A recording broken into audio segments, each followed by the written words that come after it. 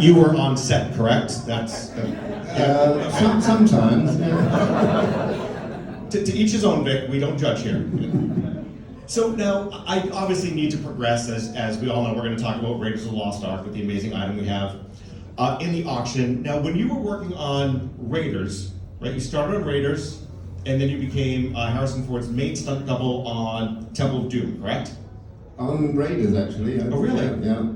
Wendy was on Raiders before I was. I was shooting a movie in Mexico with Ryan O'Neill, and they started production on Raiders. And the first assistant director, Dave Tomlin, had been talking to me for ages, saying, "We're going to get you over here, Vic. You look just like this guy." And the penny dropped. My brother's an assistant director, was assistant director, and years before he'd worked on a film called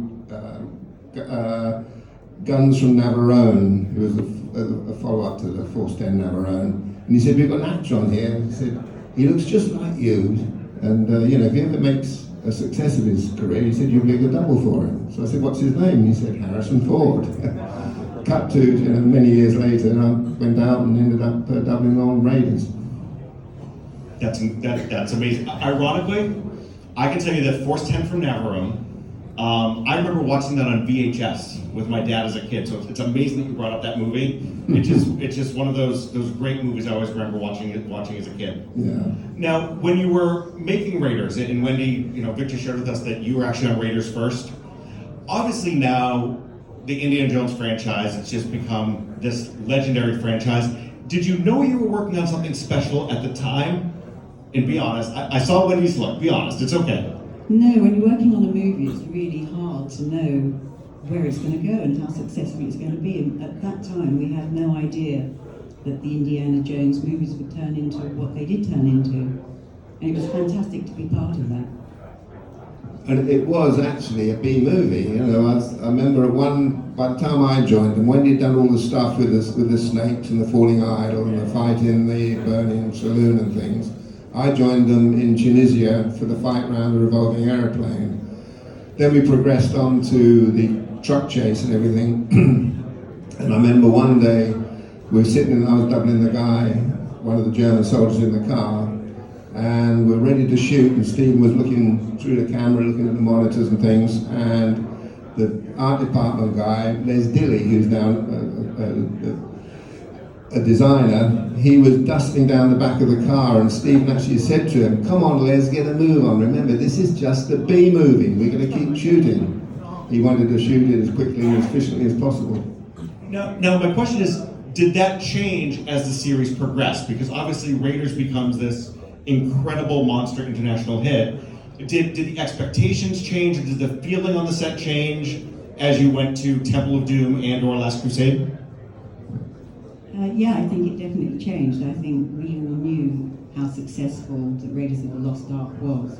So when you start to work on the second movie, you certainly hope that it's going to be as successful. And when you see how it's crewed up and who the actors and actors are that are working on it, and you watch the chemistry, you get an inkling, you sort of realise that you're going to be working on something really good. Yeah, that was the exciting part of it. As you say, it was just another movie for us. When you're working in our business, we're hired by the day, by the week, by the month.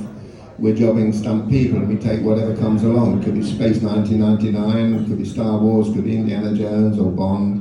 You never know once the phone rings.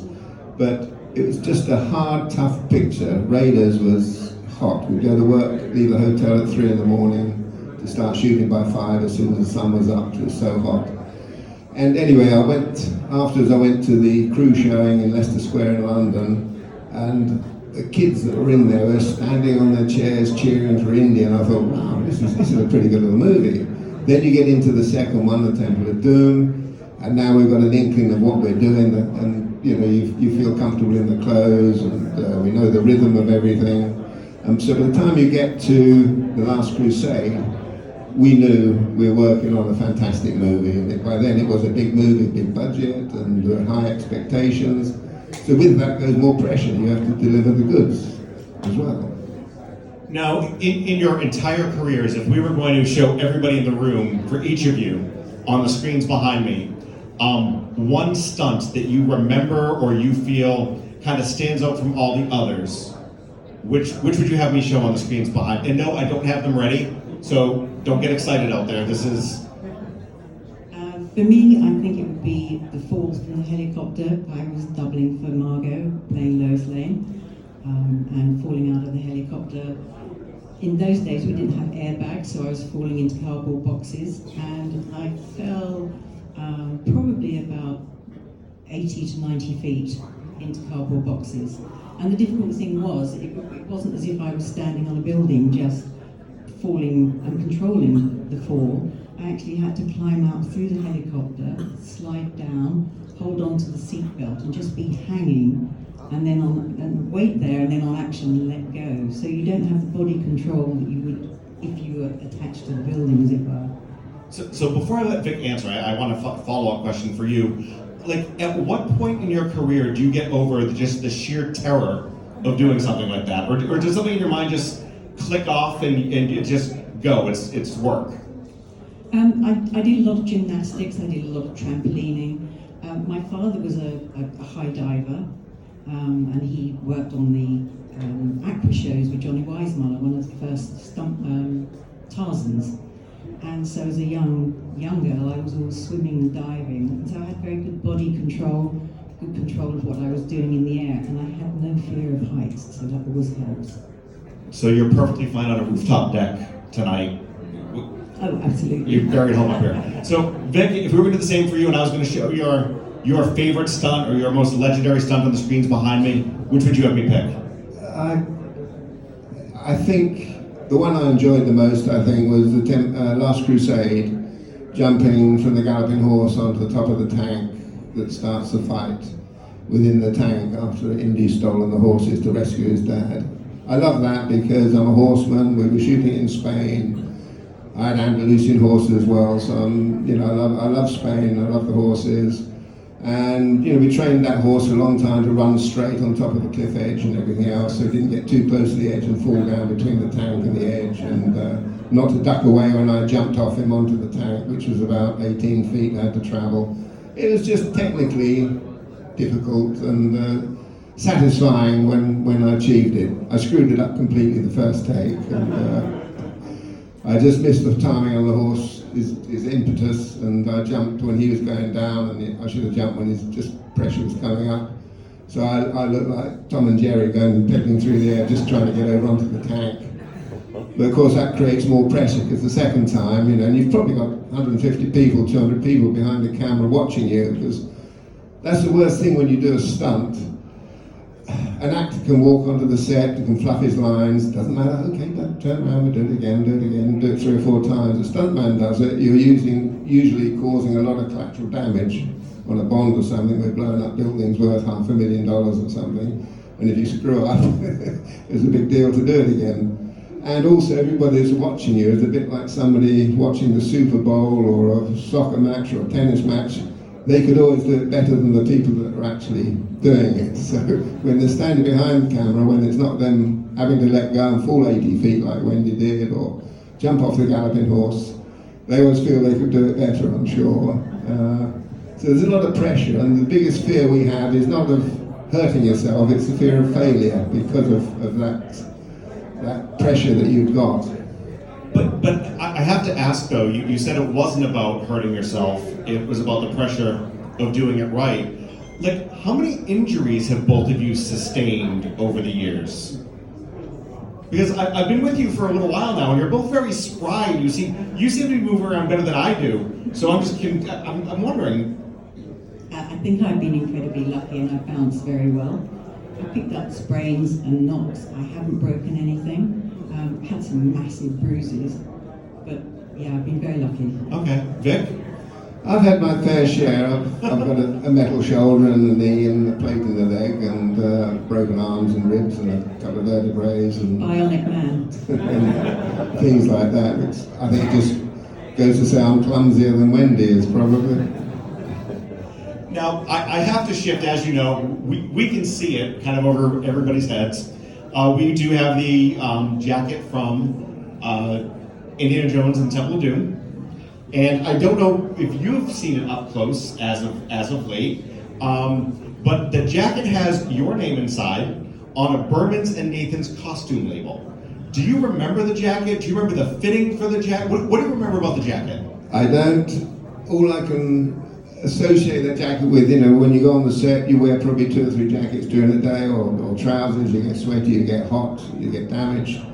But that particular jacket, I was looking at it, and there's a photo there that with me on an elephant and Wendy on an elephant, and it's a very high quality photo, and we did zoom in to the collar, and you can see the same marks on the collar that are on that jacket, I presume anyway. But to me, it's a wonderful part of my history, and I just love wearing the jacket, and it brought back a lot of memories actually, standing there looking at it now. It's a huge part of our life, all of us. So I have to ask along those lines, when you get in costume, whether it's Indiana Jones, whether it's Lois Lane, like, does a transformation take place? And again, when I speak a little bit more to Vic on this one, just as a guy, like, I just have to imagine if I was like actually putting on the Indiana Jones costume, I'd feel like kind of a badass, and I'd be carrying myself a little. Does that happen? Do you feel yourself transform? 100%, absolutely. You put it on, you start living the part. Absolutely, you feel, I guess, because you associate everything you do with that costume. That's exciting, and yeah, I do. I feel totally different wearing the costume. Plus, it's for a stunt person, it's a wonderful costume. You know, the long cavalry tool trousers, the ankle boots, the jacket, the shirt. I could put pads under around your elbows and on the knees. Funny enough, somebody sent me a picture the other day of when we're in Hawaii, when I just rolled out of the cave with a bull chasing me with the idol in my hand. But I've got a hat on and it's all covered in cobwebs, and I'm just adjusting Harrison's jacket, and I can see my elbow pads and things. But poor old Wendy was doing all the stuff. She's got bare legs, short skirt, bare arms, high heels, and we're all falling down the same rocky cliff face. And I said, come on, keep up with me. What's the matter with you? Is he always that sympathetic to you, Wendy? Always that sympathetic. And as a woman, as Vic said, we seem to wear less clothes, so much more exposed. Can't put the pads on, bare skin, falling down. Yeah, the guys are much luckier, and that Indiana Jones costume is just a fantastic costume to do stunts in. In general, is there a lot of difference between the stunt costumes and the main character costumes, or are they just the same and you find ways to put the padding in or protect yourself? They're basically the same. Sometimes you may have a little bit more leeway, depending on what the costume is, but those are just, that's it. They were totally interchangeable between Harris and myself. We'd swap and wear each other's clothes all the time. Film clothes, that is, of course.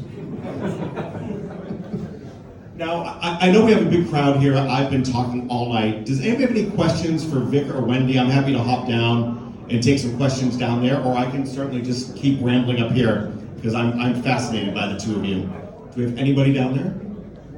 So nobody ever wants to ask the first question at one of these. Oh wait, I have one right down here. I'll bring you a microphone. Wow, I always wanted to do this. I feel like Oprah. This is for Vic. Do you have an indie jacket, not one that was used, but just one that you could wear, that you own? Sadly, no. I wish I did. So Vic, you don't own an Indiana Jones jacket? No, I wish I did. In those days, an interesting thing for all of you, you're all memorabilia collectors, but when we were doing all these movies, it was just another movie. There's so many movies I've been on, we could have kept all sorts of things, but you just don't bother. It's just going to a factory, doing your work and leaving and coming home. It's quite interesting. The whole world has changed since those days, of course. Yeah, if only we knew then what we know now. Just think you could have had something in the Entertainment Memorabilia Live Auction tomorrow on Propstore.com. Well, again, I could sit here and talk to, I think you two are fascinating, I think you are lovely. I could sit here and fanboy and talk to you all night. What closing thoughts do you have for everybody here tonight? Whether it's about your careers, whether it's about the item we have here tonight, or in general. What do you want everybody to know about what you've done over the last few decades?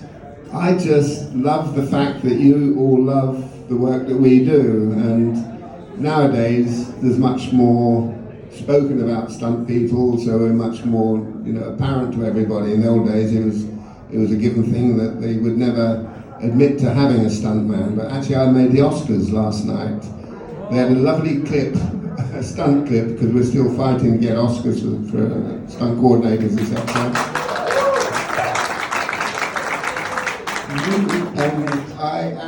I actually had a few split-second shots of me swinging down the line and jumping into the mine car on the Temple of Doom, so I made the Oscars. I was watching very closely. I didn't make the Oscars. I told her not to blink, you know, it's none of business to me. Next year we're gonna see if we can get you featured on the Oscar broadcast. Wouldn't that be fantastic? That would be lovely. Well, again, I want to thank you both for taking the time for joining me up here tonight. We want to thank you for taking the time to be here with us at Propstore. Again, you are both lovely. It has been a pleasure talking to both of you. How about a big round of applause one more time for Vic Armstrong and Wendy Leech.